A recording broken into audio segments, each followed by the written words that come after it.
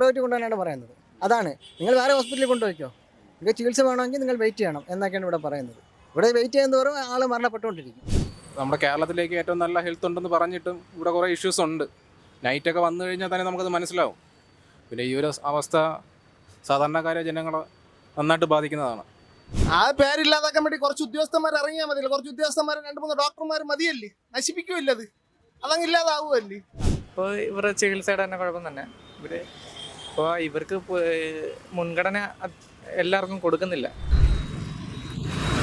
ഇത് Thiruvananthapuram medical college. കഴിഞ്ഞ ദിവസങ്ങളിലാണ് ഇവിടെ ഒരു മലയാളി ചികിത്സ കിട്ടാതെ പിടഞ്ഞു മരിച്ചത്. കൊല്ലം പന്മന സ്വദേശി വേണു. ഇനി തങ്ങളുടെ ചികിത്സയ്ക്ക് വേണ്ടി മലയാളികൾ എവിടെയാണ് ആശ്രയിക്കേണ്ടത്? മികച്ച ട്രാക്ക് റെക്കോർഡുള്ള കേരളത്തിലാണ് ഇത് സംഭവിച്ചിരിക്കുന്നത്. ഇനി എവിടെ തങ്ങളുടെ ജീവൻ സംരക്ഷിക്കാൻ മലയാളികൾ പോകും? ചോദിച്ചറിയാം പൊതുജനത്തോടൊപ്പം. ദിവസം കഴിഞ്ഞിട്ടും 6 ദിവസമായിട്ടും പുള്ളിക്ക് ആൻജിയോഗ്രാം ചെയ്ത് കൊടുത്തില്ല. അങ്ങനെ അദ്ദേഹം മരണപ്പെടുന്നത്. അപ്പോൾ അതിനെ പറ്റിയിട്ടൊരു അഭിപ്രായം പറയാം. എന്താ ഇത്? ചികിത്സ കൊടുക്കേണ്ടത് നിർബന്ധമായിട്ട് കൊടുക്കേണ്ടതാണ്. പിന്നെ കൊടുക്കാത്ത കാര്യം എന്താണെന്ന് എനിക്കറിയില്ല. അത് കൊടുക്കേണ്ടതല്ലേ? കൊടുക്കേണ്ടത് നിർബന്ധമാണ്. അപ്പോൾ അവർ ചികിത്സ കൊടുത്തിട്ടുണ്ടെങ്കിൽ അതിൽ രക്ഷപ്പെട്ടാലായി. ചിലപ്പോൾ ചികിത്സ കൊടുത്താലും ചിലപ്പോൾ അവർക്ക് സമയമായിട്ടുണ്ടെങ്കിൽ അങ്ങനെ ആവാൻ വഴിയാണ്ട്. എന്ത് കാരണം എന്ന് അറിയില്ല. സാധാരണക്കാർ അഭയകേന്ദ്രം ശരി തന്നെയാണ്. പക്ഷേ കുറേ ഉദ്യോഗസ്ഥന്മാർ ഈ സർക്കാരിനെ കൂടെ പറയിപ്പിക്കാൻ വേണ്ടി കുറേ ഉദ്യോഗസ്ഥന്മാർ കാണിക്കുന്ന അഴിമതിയാണിത്. അത്ര ഈ ചികിത്സ കഴിപ്പിക്കുക കുറച്ച് ഉദ്യോഗസ്ഥന്മാർ കാണിക്കുന്ന കന്നം തിരിവും അഴിമതിയുമാണ്. അത് ഇപ്പം അവർ ശ്രദ്ധിക്കാനുള്ള കടമ അവർക്കായിരുന്നു. രോഗിയെ നോക്കാനും അവരെ സംരക്ഷിക്കാനുള്ള കടമ ഡോക്ടർക്കുണ്ട്. അതവർ ചെയ്യണം. അവർ നിരസിച്ചത് ശരിക്കും അതൊരു തെറ്റായ സമ്പ്രദായം എന്നാണ് എൻ്റെ വിശ്വാസം. എനിക്ക് തോന്നുന്നു ഡോക്ടേഴ്സിന് ആ പ്രശ്നമില്ല. ഡോക്ടേഴ്സ് നമ്മളെന്താ കുറച്ചാണോ അങ്ങനെയൊന്നും ചെയ്യുന്നില്ല. പക്ഷേ ഈ അവിടെ നിൽക്കുന്ന കയറ്റിവിടുന്ന ഈ അറ്റൻഡർമാർ നിൽപ്പുണ്ട്. ഇപ്പം എൻ്റെ വാപ്പയുടെ ഓപ്പറേഷൻ അവിടെ കഴിഞ്ഞതാണ്. അവരുടെയൊക്കെ എന്ന് പറഞ്ഞാൽ നമ്മളെന്തോ അവരുടെ ഔദാര്യത്തിന് വന്ന് നിൽക്കുന്നതാണ്. ഇപ്പം എനിക്ക് 17 വയസ്സേ ഉള്ളൂ. അവരെന്നെ കണ്ട ചേച്ചി അങ്ങോട്ട് മാറിയില്ലേ, അവർക്ക് ആരുടെ എങ്ങനെ ബിഹേവ് ചെയ്യണമെന്നോ കുട്ടിയാണെന്നോ എന്നും അവർക്കൊരു നോട്ടം ഇല്ല. അവരെ വായിൽ എന്താണോ ആ ടൈമിൽ വരുന്നത് അവരതങ്ങ് പറയുക. ഇപ്പം സിസ്റ്റേഴ്സിനും ചിലവർക്കൊക്കെ ആ പ്രശ്നമുണ്ട്. എല്ലാവർക്കും ഒന്നും ആ പ്രശ്നമുണ്ടെന്ന് ഞാൻ പറയുന്നത്. പക്ഷേ ഈ അറ്റൻഡർമാർക്ക് ഭയങ്കര പ്രശ്നമാണ്. നിലവിലെ അവസ്ഥയെന്ന് പറഞ്ഞാൽ ഞാൻ ഇപ്പം മെഡിക്കൽ കോളേജിൽ പോയിട്ട് വരുന്നതാണ്. രാവിലെ 10 മണിക്ക് തുണ്ട് മാറ്റി വെച്ചു. ഇപ്പം റിസൾട്ട് തരാമെന്ന് പറഞ്ഞു. 3 മണിയാകുമ്പോൾ പറയണം ഇനിയിപ്പോൾ പോയിട്ട് നാളെ വരാൻ പറയുന്നു. എന്നിട്ട് പറയണം നാളെ 8 മണി മുതൽ 3 മണി വരെ ആളുണ്ട്. ഇതിനിടയ്ക്ക് കിട്ടിയാൽ ഭാഗ്യമെന്ന് പറയാം. ഇതാണ് അവസ്ഥ. സാധാരണക്കാരൻ്റെ ഒരു അവസാന അഭയ കേന്ദ്രമാണ് ഇവിടെ ഈ രീതിയിൽ പ്രവർത്തിക്കാൻ തുടങ്ങി. നമ്മളുടെ സാധാരണക്കാരൻ്റെ അവസ്ഥ എന്താ? അവിടെ ഞാൻ കണ്ടതെന്ന് പറഞ്ഞാൽ ഒരു സ്റ്റാഫ് ഇരിക്കുന്നു. അവരൊരു 100 കാര്യം ഒരേ സമയം ഒരാൾ വന്ന് ഇത് ചോദിക്കുന്നു, മറ്റേ വന്ന് ഇത് ചോദിക്കുന്നു. അപ്പോൾ ആ ഒരു കുറവ് എനിക്ക് മനസ്സിലായി. അപ്പം നമുക്ക് സ്റ്റാഫിനെ മാത്രം കുറ്റം പറയാൻ പറ്റില്ല. ഒരാൾ ഇരുന്നിട്ട് ഒരാൾ സ്കാനിങ്ങിന് ഡേറ്റ് ചോദിക്കുന്നു, വേറെ ആൾ എമൗണ്ട് ചോദിക്കുന്നു, വേറെ ആൾ വന്നിട്ട് പറയണം ICU ഇപ്പോൾ വിട്ടാണ്. അപ്പോൾ ഇവർ എല്ലാം കൂടെ ആകപ്പാടെ അവരൊരു മെൻ്റലാവുന്ന ഒരു അവസ്ഥയിലാണ്. അപ്പോൾ ഒരു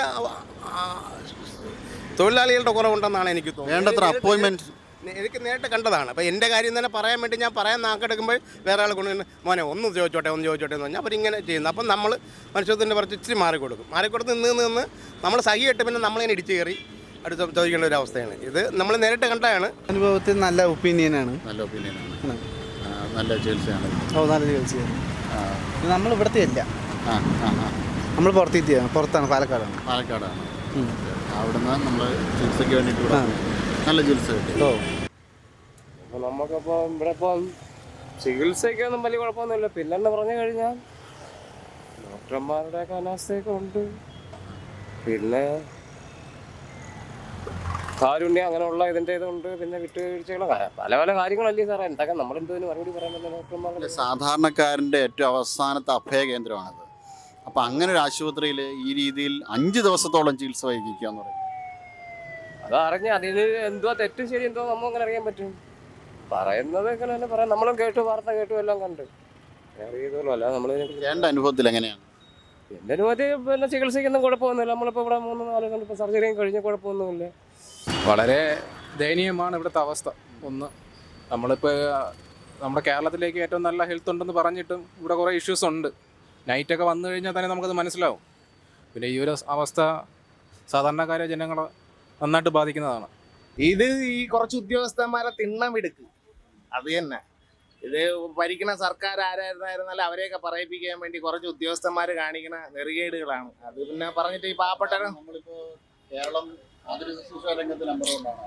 അതൊക്കെ ശരി തന്നെ. പക്ഷെ ആ ഒരു പേരില്ലാതാക്കുന്നൊരു ആ പേരില്ലാതാക്കാൻ വേണ്ടി കുറച്ച് ഉദ്യോഗസ്ഥന്മാർ ഇറങ്ങിയാൽ മതിയല്ലോ. കുറച്ച് ഉദ്യോഗസ്ഥന്മാർ 2-3 ഡോക്ടർമാർ മതിയല്ലേ, നശിപ്പിക്കുമല്ലേ അത്, അതങ്ങ് ഇല്ലാതാവുമല്ലേ. ബാക്കിയുള്ള പേര് ആർക്കെങ്കിലും അങ്ങ് പറഞ്ഞാൽ മതിയല്ലേ. പിന്നെ കുറച്ച് ആളെയൊക്കെ സർക്കാരിനെയും കുറ്റം പറയാല്ലേ ഈ അവസരത്തിൽ. അത് തന്നെ കാര്യം. എന്താ പറയുക, നമ്മളെ പോലുള്ളവർ അനുഭവിക്കുക വിധി നമ്മളെയൊക്കെ. പക്ഷേ ചികിത്സ കിട്ടാതെ, കാരണം 6 ദിവസം അദ്ദേഹത്തിന് ആ സമയത്ത് ട്രീറ്റ്മെന്റ് കൊടുത്തിരുന്നെങ്കിൽ ആൻജിയോഗ്രാമാണ് അറിയാം, ബൈപ്പാസ് ആൻജിയോഗ്രാം കൊടുത്തിരുന്നുവെങ്കിൽ രക്ഷപ്പെടുമായിരുന്നു. രക്ഷപ്പെടുമായിരുന്നു. അപ്പം അങ്ങനെ ഒരു ചികിത്സ കിട്ടാതെ ഈ ഇത്തരം ഒരു മെഡിക്കൽ കോളേജ് പോലുള്ള ആശുപത്രിയിൽ വന്ന് മരണപ്പെടുന്നതിനെ പറ്റി നമുക്ക് എന്താ? മെഡിക്കൽ കോളേജ് ഹോസ്പിറ്റലിൽ വരുന്ന ആൾ ഒരു കാരണവശാലും പെടില്ല എന്നാണ് വിശ്വാസം. അത്രയും നല്ല ട്രീറ്റ്മെൻറ്റാണ് മെഡിക്കൽ കോളേജിൽ. പക്ഷെ എന്തുകൊണ്ടാണ് അവർ കൊടുക്കാതെന്നുള്ള കാര്യം എനിക്കറിയില്ല. കൊടുക്കുന്നത് എന്താണെന്ന് അറിയില്ല. ട്രീറ്റ്മെൻറ്റും ഒക്കെയാണ് ഇവിടെ മെഡിക്കൽ കോളേജിൽ. പിന്നെ ഒരു മുടി ഉണ്ടെങ്കിൽ അവർ നിർബന്ധമായിട്ട് രക്ഷപ്പെടുത്തിയിരിക്കും. പക്ഷേ ഇപ്പോൾ ഇതിൽ നിന്ന് മനസ്സിലാക്കാൻ കഴിയുന്നത് അവർ ഒരു കെയർ കൊടുക്കുന്നില്ല ആൾക്കാർ, സാധാരണക്കാരന് അല്ലെങ്കിൽ ഇവിടെ പരിചയം വെച്ച് വന്നു കഴിഞ്ഞാലേ കിട്ടുള്ളൂ. അങ്ങനെയൊന്നുമില്ല. കാര്യം ഒരു പരിചയമുള്ള ഒരു ഡോക്ടർ സമീപം അങ്ങനെയൊന്നുമില്ല. എല്ലാവർക്കും ട്രീറ്റ്മെൻറ്റ് എല്ലാം ഒരേ കണക്കാണ്. അവരെ അസുഖത്തിനനുസരിച്ച് ട്രീറ്റ്മെൻറ്റ് കൊടുക്കുകയാണ്. അത് ഉറപ്പാണ്. എന്ന് പറഞ്ഞാൽ ഒരു വലിയൊരു വീഴ്ചയാണ് ഇവിടെ നടന്നുകൊണ്ടിരിക്കുന്നത് ഈ ഹോസ്പിറ്റലിൽ. നിരന്തരമായിട്ട് ഇതിങ്ങനെയാണ്. ഇതിനു മുമ്പും ഇതുപോലെ ഒരുപാട് പേര് മരിച്ചിട്ടുണ്ട്. വല്ലാത്തൊരു വീഴ്ചയാണ് ഇവിടെ നടന്നുകൊണ്ടിരിക്കുന്നത്. ഇതിന് സർക്കാർ ഒന്ന് ഇടപെട്ടേ പറ്റുള്ളൂ. ഇല്ലെങ്കിൽ ജീവനാണ്, ജനങ്ങളുടെ ജീവൻ വീണ്ടും വീണ്ടും ഇങ്ങനെ പൊലിഞ്ഞുകൊണ്ടിരിക്കും. സാധാരണ ഇപ്പോൾ തന്നെ ഞാനിവിടെ ഹോസ്പിറ്റലിൽ ചെന്നിട്ട് ഒരു സ്കാനിങ്ങിൻ്റെ ഡേറ്റ് വാങ്ങാൻ പോയതാണ്. ഡേറ്റ് വാങ്ങാൻ വേണ്ടി ഒരു ചീട്ട് അവിടെ കൊടുത്തിട്ട് നോക്കാൻ പറഞ്ഞപ്പോൾ അവിടെ നിൽക്കുന്ന സിസ്റ്ററിന് ഒന്നും അത് നോക്കുന്ന പോലും ഇല്ല. വാങ്ങിച്ച് നോക്കാൻ ഒരു ഉത്തരവാദിത്വം പോലും കാണിക്കുന്നില്ല. ഒരു രോഗി വന്നാൽ പോലും എന്താണെന്ന് ചോദിക്കാൻ പോലും ഇവിടെ ഒരു നേഴ്സോ ഡോക്ടറോ ഒന്നും തയ്യാറാവുന്നില്ല. എങ്ങനെ പോട്ടെ എങ്ങനെ വാ എന്നുള്ള രീതിയിലാണ് ഇവിടെ ഈ മെഡിക്കൽ കോളേജ് ഹോസ്പിറ്റലിൽ പൊയ്ക്കൊണ്ടിരിക്കുന്നത്. വളരെ ദയനീയമായ അവസ്ഥയിലായിട്ട് മുന്നോട്ടാണ് പൊയ്ക്കൊണ്ടിരിക്കുന്നത്. ജീവിക്കാൻ പറ്റാത്തൊരവസ്ഥയിലാണ്. കാഷ്വാലിറ്റിയിൽ വരുന്ന രോഗിയെ പോലും പെട്ടെന്ന് നോക്കാൻ പോലും ഒരു ഡോക്ടർ പോലും ഇവിടെ തയ്യാറാവുന്നില്ല. ഞാൻ ഇന്നലെയും കണ്ടൊരു കാര്യമാണ്. ഞാൻ ഇന്നലെ ഇവിടെ വന്ന് കാഷ്വാലിറ്റിയിൽ വന്നപ്പോഴും സംഭവിച്ചതാണ്. ഞാനൊരു രോഗിയെ കൊണ്ട് ഇവിടെ വന്നപ്പോൾ ചെക്കപ്പിന് വന്നതാണ്. യൂറോളജി ഡോക്ടറെ കാണാൻ വന്നപ്പോഴത്തേക്ക് അവിടെ വന്നു ഇതായി ശ്വാസം മുട്ട് കൂടുതലായി കാഷ്വാലിറ്റിയിൽ കൊണ്ടുവരികയാണ്. കാഷ്വാലിറ്റിയിൽ കൊണ്ടുവന്നപ്പോഴത്തേക്ക് അവിടെ ഒന്ന് പെട്ടെന്ന് നോക്കാനോ അല്ലെങ്കിൽ ഒരു വീൽ ചെയർ എടുത്ത് തരാനോ ഒരാൾ പോലും ഇല്ല. എന്താണെന്ന് പോലും ചോദിക്കാനും ഇവിടെ ഈ മെഡിക്കൽ കോളേജിൽ ഒരു ഡോക്ടർമാരോ അല്ലെങ്കിൽ ഒരു നേഴ്സോ ഒന്നുമില്ല. ഇവിടുത്തെ തിരക്ക് പിന്നെ ഇവിടുത്തെ ഒന്നും ശരിയല്ല. എന്ന് വെച്ചാൽ ആൾക്കാരെ എല്ലാവരും ശ്രദ്ധിക്കുന്നതൊന്നുമില്ല. ഇവിടുത്തെ തിരക്ക് കാരണം ശ്രദ്ധിക്കുന്നതൊന്നുമില്ല. അതൊന്നും നേരെയാക്കണം. അല്ലാതെ പ്രത്യേകിച്ചൊന്നും പറയല്ല.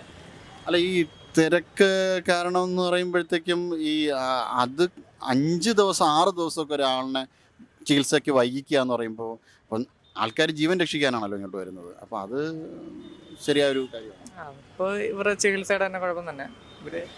ഇപ്പോൾ ഇവർക്ക് മുൻഗണന എല്ലാവർക്കും കൊടുക്കുന്നില്ല. വരുന്ന കേസിനെ ഇപ്പോൾ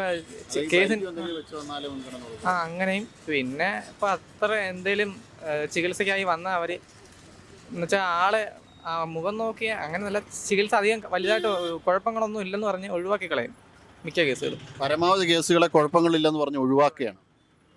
എന്നിട്ട് ചിലവരൊക്കെ ആറ്റിറ്റ്യൂഡൊക്കെ കണ്ടാൽ വിചാരിക്കും നമ്മളെന്തോ അവർക്ക് പൈസ കൊടുത്തിട്ട് എന്തോ ചെയ്യുന്നതാണ്, അങ്ങനെ ഒരു വിചാരം. ഡോക്ടേഴ്സിന് ആ പ്രശ്നമില്ല. ഈ കീഴ് ഉദ്യോഗസ്ഥന്മാർക്ക് ഭയങ്കര കൃത്യമായിട്ട് ഡോക്ടേഴ്സിന്റെ അടുത്ത് വിഷയങ്ങൾ എത്താൻ വൈകുന്നുണ്ട്. അവർക്കെന്താ അവരങ്ങനെ നമ്മളിങ്ങനെ ഒരു അസുഖമുള്ള ഒരാളായെന്നൊന്നും അവർ ചിന്തിക്കത്തില്ല. നമ്മൾ നോർമൽ ഇപ്പോൾ എൻ്റെ പപ്പയുടെ കൈ വയ്യെങ്കിൽ പോലും അവരത് നോക്കുന്നില്ല. അവർക്കെന്താ അവരുടെ ജോലി ചെയ്യേണ്ട, അവർക്ക് വീട്ടിൽ പോകണം. അവരെന്തോ നമ്മുടെ അവരുടെ പ്രഷറല്ല നമ്മുടെ അടുത്ത് തീർക്കുന്നത്. നമ്പർ 1 കേരളം എന്ന് പറഞ്ഞിട്ട് ഇവിടെ ഈ വേണ്ടത്ര അപ്പോയിൻമെന്റ്സുകളോ നടക്കാതെ വരുമ്പോഴത്തേക്കും അതെങ്ങനെയാണ് നമ്മൾ നമ്പർ 1 കേരളം എന്ന് നമുക്ക് പറയാൻ പറ്റില്ല.